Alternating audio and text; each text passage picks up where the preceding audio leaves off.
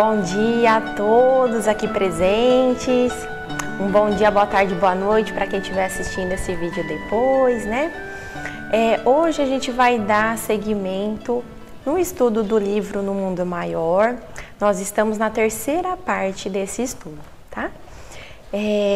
Chegada a uma certa altura da conversação, depois de falarem sobre reflexos condicionados, sobre o animismo, sobre mediunidade, o Calderaro convida o André para um serviço de assistência a uma dedicada senhora, que ela era uma médium em processo de formação, que vinha já recebendo socorro, inclusive do Calderaro, né, para prosseguir na tarefa, com a fortaleza e serenidade indispensáveis, né?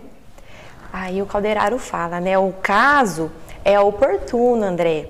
Observarás comigo os obstáculos criados pela tese animista. Então, o André e o Calderaro chegam em uma casa espírita, onde se encontravam 11 pessoas encarnadas, né? E várias entidades desencarnadas. Veio ao encontro deles um cooperador daquele trabalho, né, de desenvolvimento mediúnico, e André nos conta um pouco sobre esse benfeitor, né? Ele havia sido médico, ele desencarnou antes de concretizar velhos planos de assistência fraternal aos seus inumeráveis doentes pobres. Ele guardava a alegria de uma consciência tranquila, espalhou o bem quanto lhe foi possível. Contudo, enxergando a possibilidade de fazer algo a mais, né, lá na erraticidade, lá no plano espiritual, ele recebeu a permissão para cooperar naquele trabalho, né, daquele reduzido grupo de amigos, com o objetivo de efetuar plano de socorro aos enfermos desamparados. O intercâmbio com os desencarnados não transformaria os homens em anjos de um dia para o outro, mas poderia ajudá-los a ser criaturas melhores, né? Impossível cooperar no aprimoramento da sociedade terrestre, incentivando-se a prática do bem e a devoção à fraternidade. Eu falei, acho que eu falei uma coisa errada, deixa eu falar de novo aqui. Entretanto, era válido cooperar no aprimoramento da sociedade terrestre, incentivando-se a prática do bem e a devoção da fraternidade, né? Essa frase aqui, pessoal, me fez lembrar de quando o instrutor Eusébio, nesse próprio livro aqui, No Mundo Maior, lá no capítulo 2, quando ele está fazendo a preleção dele, ele fala uma frase muito importante para a gente, né? Considereis a necessidade de integração no dever de cada dia. Impossível é progredir no século sem atender às obrigações da hora, né? Então, essa frase, pessoal, ela nos traz duas coisas, né? Primeiro, a nossa responsabilidade, né, que é intransferível. Cada um de nós somos responsáveis pela nossa própria evolução, né? E também a urgência do nosso despertar para as oportunidades do dia a dia, né? Deus sempre vai nos trazer aquilo que a gente precisa, né?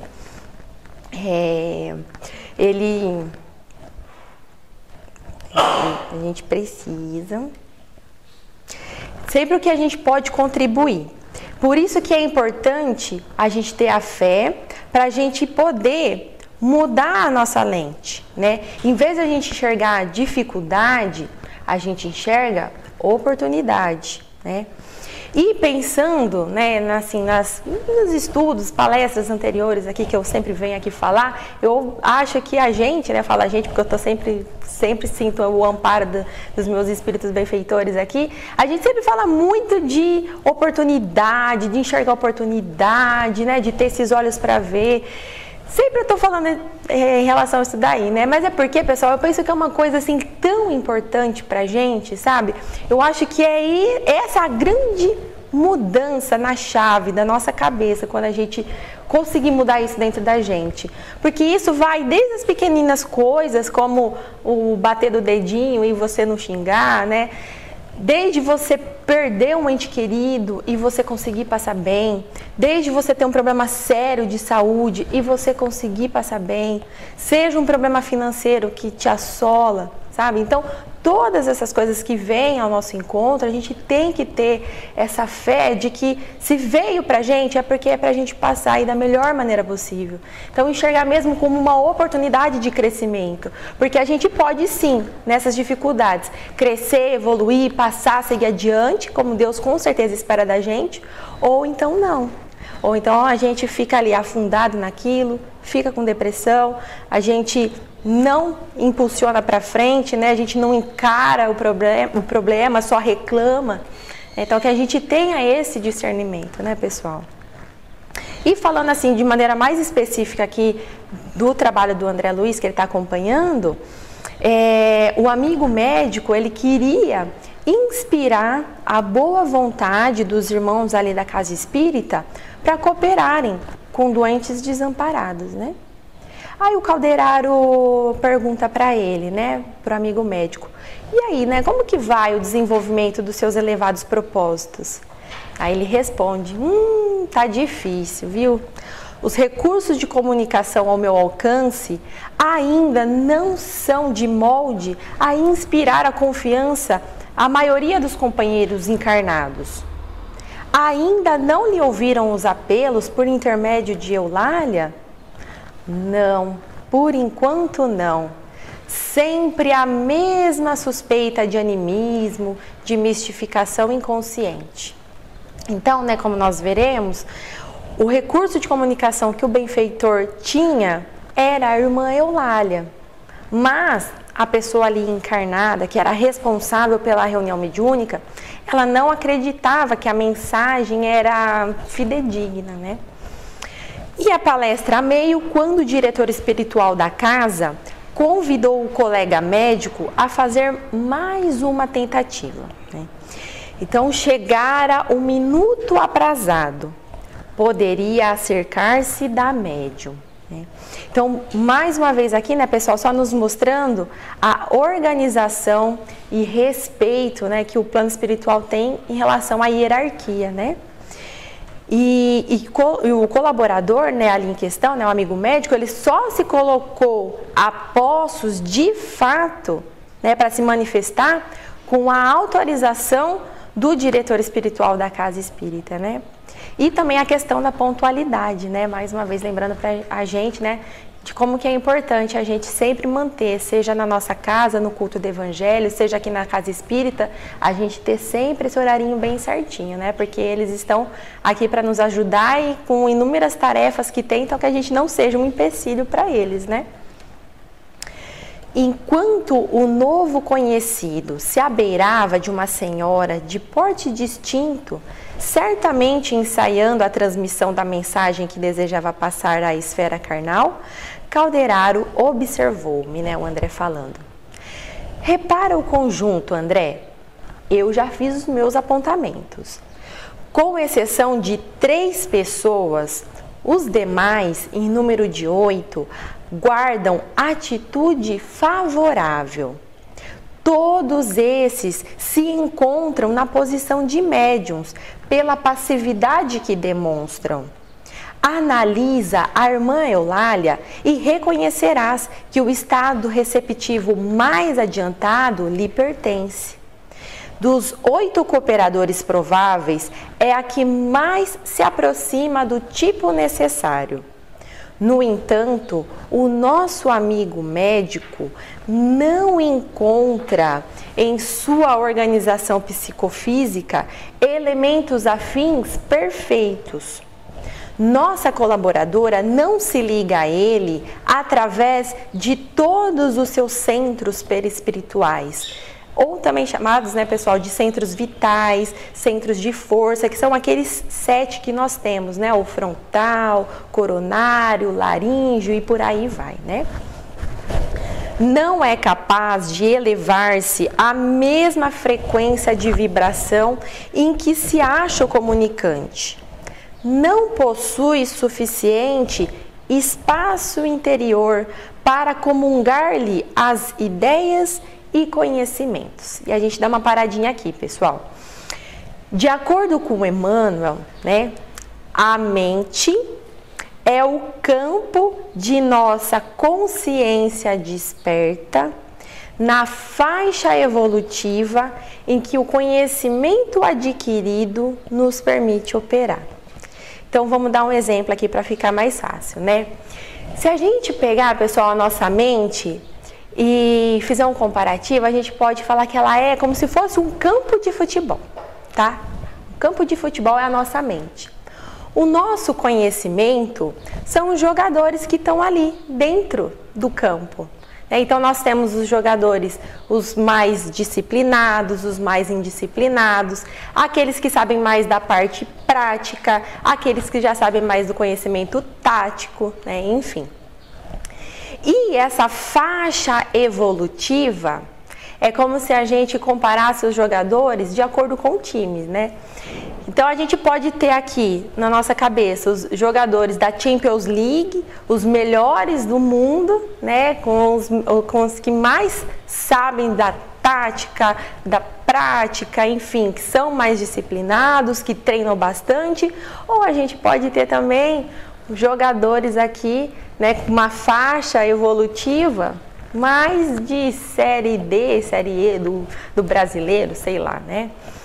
Então, pessoal, para a gente ver, né, que a nossa mente, então, ela tem que ter esse espaço para a gente desenvolver o conhecimento necessário, né? E é isso que o Calderaro quer dizer, que nós temos aqui duas situações. A Eulália não continha esse conhecimento técnico, científico, e também, né, não tinha se lançado tanto no trabalho do bem quanto o amigo médico enquanto encarnado, né? Então, por isso que ele não achava esses elementos afins na mente de Eulália.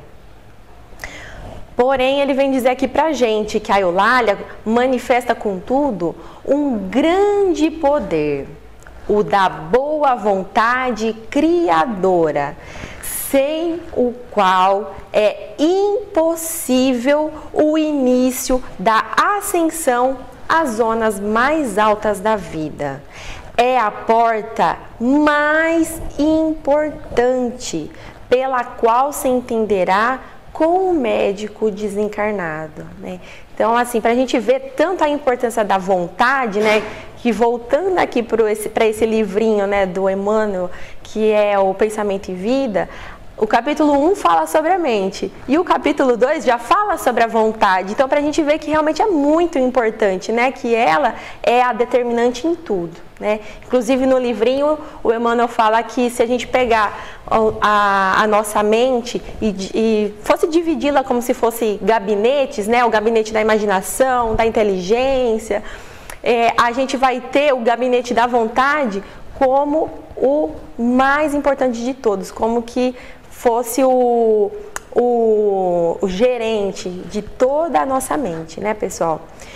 Então, a gente vai ver que a Eulália, ela não era perfeita, ela não tinha, assim, grandes conhecimentos, mas era munida da boa vontade que o médico precisava ali, né? Ela queria servir, ela queria ser útil, e isso bastava ali naquele trabalho, né? Já o médico comunicante, né, para ele conseguir passar essa mensagem para médium, ele precisava ter humildade, né? Pois ele não divulga o nome dele, não fala que era o médico de tal especialidade, né? Porque ele deveria ser famoso, até por conta desse trabalho de ajudar as pessoas, né? Um trabalho que ele já tinha de ajudar as pessoas, ele era uma pessoa muito boa. Mas ele não usa esse artifício para conseguir atingir o objetivo dele ali naquele trabalho.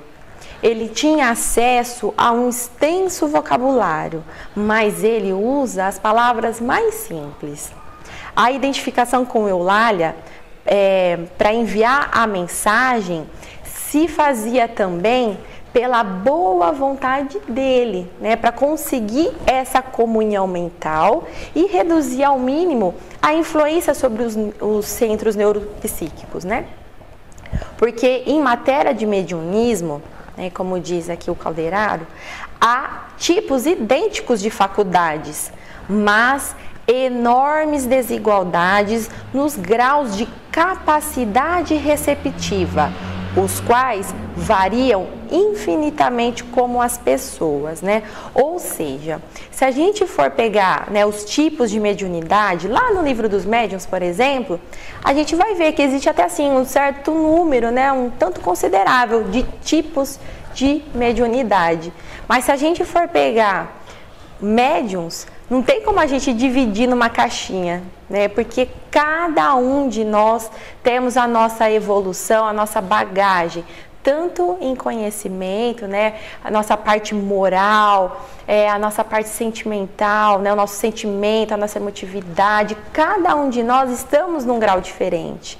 E do mesmo jeito, os médiuns, né? Cada um de nós temos essa bagagem e cada médium, por ser munido, né, desse conhecimento, dessa boa vontade, enfim, faz com que cada um esteja como se fosse numa escadinha, cada um num degrauzinho dessa escada. Depois de um tempo, né, o Calderaro continua a explicação.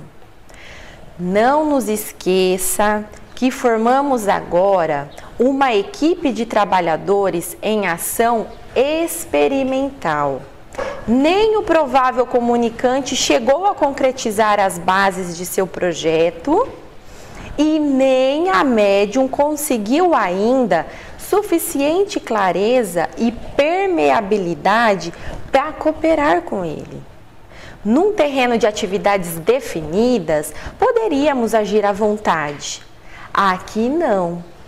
O nosso procedimento deve ser de neutralidade mental, não de interferência.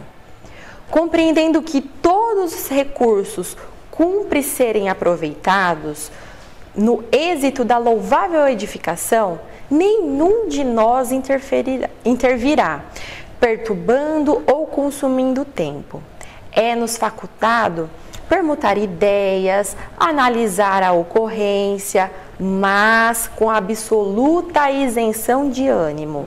O momento pertence ao comunicante, que não dispõe de aparelhamento mais perfeito para a transmissão, né? Então, como eu disse, né, o trabalho entre o comunicante e a médium era algo estabelecido, já tinha acontecido algumas vezes, mas o presidente da sessão e os demais trabalhadores que ainda não tinham um discernimento, né, de absorver o ensinamento que o médico estava passando, né. Em outra situação, a atuação de Calderaro poderia ser diferente. Ele poderia ter mais ação, influenciar, ajudar de maneira mais direta, né, enfim. Mas não era o caso. Ainda eram necessários ajustes, os quais Calderaro não poderia interferir, né? Então, cabia somente a observação, anotações perante o caso, e é o que justamente o André Luiz faz aqui pra gente, né? Ele olha a entidade que queria comunicar, vê a concentração dele, né, para ter assim as melhores condições, as mais favoráveis possíveis para passar a comunicação, né? Anota as particularidades, né, disse o Calderaro. Todos os companheiros em posição receptiva estão absorvendo a emissão mental do comunicante, cada qual a seu modo. Aí o André Luiz fala, né? Circulei a mesa e vi que os raios de força positiva do mensageiro efetivamente incidiam sobre 8 pessoas. Reconheci que o tema central do desejo formulado do nosso amigo no tocante ao projeto de assistência aos enfermos alcançava o cérebro dos que se conservavam em atitude passiva.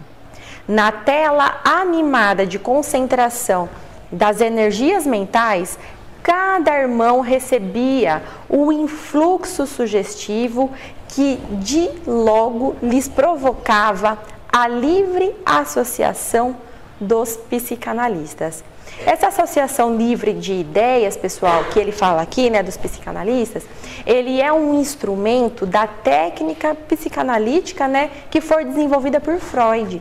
E nada mais é, né, simplesmente se baseia no livre fluxo de pensamento, né, quando o paciente, né, quando está lá na terapia, ele deve dizer tudo que lhe vem à mente, né, com um sem sentido aparente, né, ele comunica ao seu analista tudo o que lhe ocorrer, sem nenhum tipo de censura ou de seleção prévia, né? Então é uma técnica que o Calderaro faz aqui um comparativo, né? E aí o André, ele fixa essas particularidades com atenção, né? E pra gente ver, né, como que cada pessoa é de fato um universo, né? Olha só o que cada pessoa vai receber disso daí. Ao receber a emissão das forças, né, desse trabalhador do bem, a gente vai ter aqui 7 pessoas, né, que o André vai falar. Um cavalheiro recordou comovente paisagem de hospital. O outro rememorou o exemplo de uma enfermeira bondosa com que ele tivera relações, né? O outro abrigou pensamentos de simpatia com doentes desamparados. 2 senhoras se lembraram da caridosa missão de Vicente de Paulo. Uma velhinha veio a ideia de visitar algumas pessoas acamadas que lhe eram queridas. E um jovem, ele reportou-se em silêncio a notáveis páginas que ele leu sobre piedade fraternal, com todos os semelhantes afastados do equilíbrio físico. Aí o André fala aqui pra gente também que existem as 3 pessoas que ele examina, né? Elas se mantinham impermeáveis ao serviço benemérito daquela hora. 2 daquelas senhoras contristavam-se por ter perdido uma sessão, né, lá na televisão. E a outra senhora, né, de uma idade assim um pouco mais avançada, ela tinha a mente aonde? Na lembrança das ocupações domésticas que ela supunha imperiosa e inadiável, né? Mesmo ali, naquele círculo de oração, onde todos deveriam se beneficiar com a paz, né? Então, um alerta aqui pra gente, né, pessoal? Quantos de nós, né, não temos a devida atenção a um estudo, a uma palestra, né, uma leitura edificante, né? Eu sei que assim a nossa vida ela é muito corrida, que a gente tem muita coisa para fazer, mas quando a gente tiver esses minutinhos, pessoal, que a gente pare realmente, né, para aquilo, que a gente esteja ali de coração, de corpo, de alma, de como que você queira falar, mas que a gente pare para receber o ensinamento que a gente está tendo ali, pessoal.